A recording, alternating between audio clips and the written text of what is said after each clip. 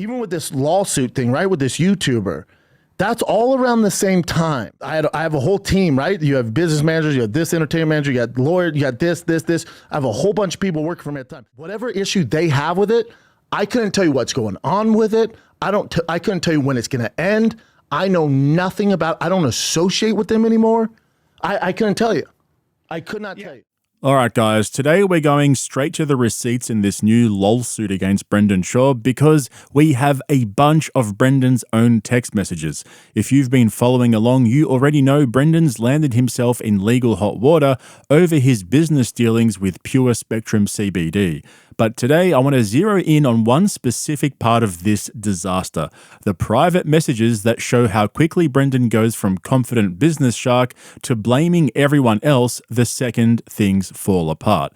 I'm also going to show you guys how this is a pattern of behavior all too familiar from this guy. As you saw in the intro just there, and as I've previously covered in multiple videos, Brendan sued a smaller YouTuber, Kyle Swindells, and lost. He was one of the channels that posted a video of Brendan giving his number out to another woman at an NFL party, and the way he dealt with that is from the very same playbook as his behavior in this lawsuit. And in my opinion, this is his most toxic character trait, and he simply cannot stop. Like I said though, we've got the texts, we've got a hilariously fucking desperate marketing email, and we've got another textbook example of Brendan trying to prop up his stand-up career using shortcuts, and then throwing his team under the bus when it all inevitably explodes in his face.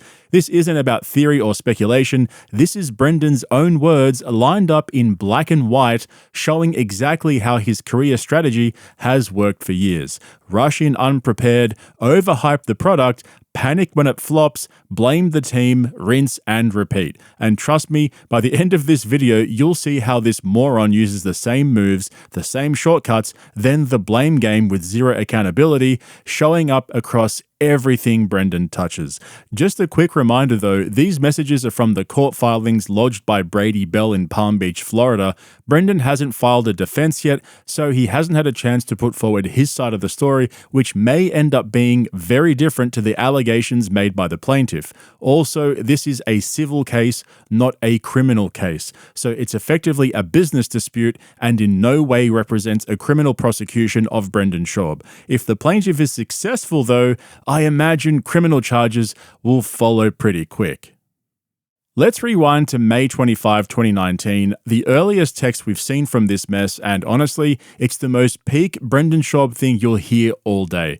You'd be surprised is out, the internet's roasting him, and Brendan's already spiraling. He texts Brady Bell, and just soak this up, guys.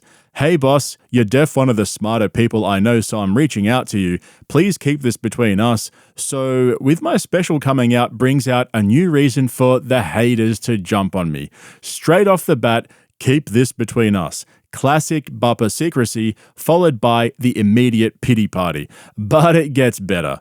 It's been brought to my attention these idiots created a campaign to shit on the special and are creating accounts and leaving awful reviews and 1-star reviews on IMBD. First of all, IMDb is still spelled wrong. Consistency is the key here, guys. But more importantly, he's framing this like it's some brand coordinated conspiracy, when in reality, his special just bombed because he's literally the worst man to have ever attempted stand-up comedy in history.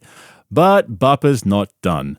Spoke with IMBD, they said the same thing happened to Amy Schumer and Kevin Hart. Only way to combat this is by having positive reviews and rankings. We can't shut this smear campaign down, even though it's just on IMBD, but still I hate feeling like these schmucks are winning. Absolute fucking gold. Brendan compares himself to Amy Schumer and Kevin Hart, like he's the next breakout megastar getting attacked by trolls rather than, a meathead trying to force his way into comedy. But the desperation's setting in, he hates feeling like these schmucks are winning, so naturally, it's time to cook up a database plan. Bell responds like a corporate hype man. First off, you are on top of a very high mountain, and all the sheeple below will always be yelling up at who's on top. Let me develop a strategy and plan. And Brendan, he's already spiraling harder. Fuck, this is great. Yeah, it's embarrassing to even confess it affects me. I couldn't sleep. Figured you would have an idea and not judge me. Weird position to be in. There it is. Full meltdown mode, can't sleep, worried about the internet haters, desperately leaning on Pure Spectrum's database as the solution. And he even admits his comedy friends told him to ignore it. My other friends who are in comedy or TV just say don't pay attention to any of it. But does Brendan listen? Fuck no. He says, when it's a smear campaign against something I worked my ass off for and it's a good product, the competitive side comes out. Worked his ass off, good product. Okay, Brendan, whatever helps you sleep at night, buddy.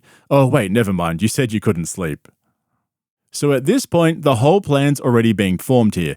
Brendan's melting down, asking for help, laying the groundwork to weaponize Pure Spectrum's customer database to combat the bad reviews. Forget reflecting on his set, forget fixing the material, it's straight to panic mode, database manipulation, and corporate-grade damage control. This guy's always taken shortcuts. I mean, fuck. What are we doing here, B? But sure enough, 3 days later, May 28, we get the now infamous follow-up text. What's the plan with the IMBD reviews? Should we just use the Pure Spectrum email list to be safe, my man? The same conversation escalated. Brendan's desperate, the plan's in motion, but what happened next is somehow even more redacted than those text messages. Let's talk about the email, because this thing is peak bupper desperation disguised as marketing genius, and it aged about as well as Gringo Papi did. Shortly after Brendan's text suggesting they use the Pure Spectrum email list to be safe, this email lands in the inbox of thousands of CBD customers, people just looking for some relief from joint pain, anxiety, maybe a good night's sleep, unlike our boy Bupper. And instead, they get this. Let's show our support for Brendan. As you all know, my business partner, Brendan Schaub, debuted his comedy special on Showtime earlier this month. Today, I am asking our customers and the entire Fighter and the Kid army to help support this special. Follow the link, leave the kind of review Brendan deserves for You'd Be Surprised, and you'll receive 50% off your entire Pure Spectrum order. Now, just let that sink in. You're minding your own business, waiting on your CBD products, and suddenly you're being roped into the great Brendan Schaub reputation damage control campaign.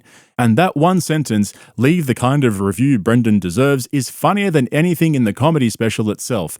They may as well just have said, please help us artificially boost this flaming pile of shit comedy special before the internet completely turns it into a massive meme. It's cringy, it's desperate, and more importantly, it's exactly what Brendan asked for. But as always, oh man, things got worse. Within days, Showtime catches wind of the promo, and according to Brendan's own text, they're not happy. Suddenly, the man who was all in on the email spam is panicking. Here's the next message to Brady Bell. Yikes! Email plan backfired, my man. Showtime just called me not happy. Said we can't pay for positive reviews in any facet. Fuck, you reckon, mate? Right on cue. The same fucking guy who suggested the database, approved the blast, and benefited from the promo is now pretending to be the victim of a rogue marketing team. It gets better. Brendan follows up with this instant deflection. This is seriously the best part. Holy shit, listen to this, right? I had to tell them that you guys were just trying to have my back and I wasn't aware of positive reviews. One text, full 180. It's no longer my idea. It's I wasn't aware. The team did it. Blame them. Classic Bupper. When it looks good, he's front and center. When it backfires, first man off the sinking ship. But somehow this story's still not done, because the Comedy Central chapter is the cherry on top, or as Brendan would say, a real peach's delight. So you'd think after that email disaster, after Showtime calls him out, after Brendan throws Pure Spectrum under the bus, after scrambling to cover his tracks, he would have learned his lesson. But no, this is Brendan Schaub we're talking about. Come on, guys, what the fuck's wrong with you people? Barely 3 weeks later, with You'd Be Surprised still circling the drain and the online backlash still going strong, Brendan's back in the text pitching another genius marketing plan to Brady Bell. Here's what he sends on June 14, 2019. Yo, have an idea. Tell me what you think. Just to combat the hate we got from the Showtime special, maybe we can blast out the entire email list my Comedy Central piece on YouTube. No offer or discount, but just so it shows the support in the same way. Does that make sense? Well, would you look at that? Pure redacted logic right there. The first email backfired, Showtime's mad, customers are annoyed, but instead of pumping the brakes, Brendan's right back to spamming CBD customers to combat the hate. Forget working on new material, forget grinding out sets on the road like a real comic. The solution? Blast your Comedy Central clip to the same mailing list you just threw under the bus 3 weeks earlier. And of course, when Brady Bell and the team agree with the idea, Brendan gives it the thumbs up. Yeah, perfect. Nothing crazy, just like, hey team, Pure Spectrum's own is on Comedy Central. Check it out. The same desperate playbook, just recycled. And what's wild is this isn't even a one-off. It's how Brendan handles everything, from podcasts to stand-up to shady promo campaigns. The blueprint never changes, B. So the lawsuit thing, I'm sure it's a question, the lawsuit thing. A guy who's no longer with me, a business guy, comes to me and goes, hey man, there's this guy on YouTube. Again, I hand to God, I've never seen any of it. I don't see any of it. So this guy who works for me, right, doing this stuff, business manager, he goes, hey man, I got a call from this lawyer. I've known him a long time. That there's this guy on YouTube. He's making thousands of videos, you know, bad mouthing you and using your content, blah, blah. And I go, he said, I don't care. I go, I don't care, dude. Like, there's a million of them. What are you going to do? He goes, that's bad, man. He said, you hit your kids. And I was like, okay. Next week comes back, same thing. Dude, I'm telling you, I really think we should do something, you know, and they know how to pull out my heartstring. He goes, you know, he has a rap sheet where, you know, he beat his son. It's on video on there. I'm like, whoa. All right, do what you got to do. That's right. And I was told, Child abuse. I was told, this is easy to take 3 months. It's still going on. That was really 3 years ago. It's still going on. But here's what people don't realize is, so they told me 3 months, and I don't know if they were in cahoots together, just getting money out of me or whatever. Me 10 years ago, I would never, you're never going to beat the internet. It's just, internet's going to internet. There's nothing you can do. Internet's going to internet. And at the time, like the initial cost, good amount of money, but again, at the time, whatever, your boy's balling. You know, so at the time, like, yeah, do what you got to do. Well, thank God, and people don't realize this, and even if he's doing, like, dragging it out, it's pro bono. I don't pay anymore. So if whatever issue they have with it, I couldn't tell you what's going on with it. I couldn't tell you when it's going to end. I know nothing about, I don't associate with them anymore. I couldn't tell you. I could not tell you. Now, here's where things get real familiar, because if you've been following my coverage of Brendan's other legal dramas, you've seen this exact play before. Remember the lawsuit against Kyle Swindell's, the one where Brendan sued a smaller YouTuber for posting clips from The Fighter and the Kid, only to lose, appeal the decision, and then somehow forget who was even running the case. It's that same energy. That whole situation gave us a front row seat to Brendan's beautiful bind, claiming he wasn't involved, blaming his business manager, suggesting his own lawyer and team might have scammed him, and then signing a sworn affidavit completely contradicting everything I just said there. It was honestly impressive. You know when lawyers tell their clients to shut the fuck up and don't say a word about the case?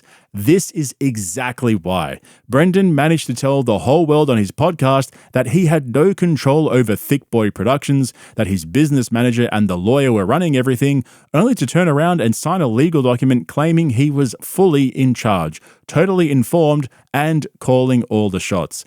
Sound familiar? That's exactly the same shit he tried to pull with these Pure Spectrum text messages. Brendan proposes a questionable idea. Let's use the CBD database. Brendan approves the promo email. The plan explodes. Showtime's mad. Suddenly, Brendan wasn't aware, blames the team, acts confused. Fucking unbelievable. First with Swindell's, now with Pure Spectrum. Every time there's legal heat, business drama, or public backlash, Brendan suddenly transforms into the most uninformed man alive. And honestly, it raises the same question I've been asking for months now. Is Brendan actually this clueless, or is he playing dumb to avoid accountability? Because based on these texts, the podcast clips, the affidavits, and every meltdown in between, one thing is certainly clear.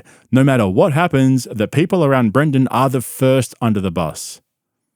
This is just Kyle Swindell's 2.0, just with a CBD twist and another trail of messages that make Brendan look like either a master manipulator or a complete dumbass who has no idea how his own businesses work. And I haven't even scratched the surface yet with these new legal filings. So if you want to stay across all the juicy details in this lawsuit, make sure you subscribe to both of my channels, Podcast Cringe and Podcast Cringe Bites, and hit the link in the description to my Patreon, where you'll find my uncensored, longer form content covering Joe Rogan, Brendan Schaub, Kill Tony, and much, much more. Thanks for watching, guys. I'll catch you in the next one. Again, I take accountability because that's all. I have to give these people jobs. I have the wrong people around me that I hired, horrible people, right?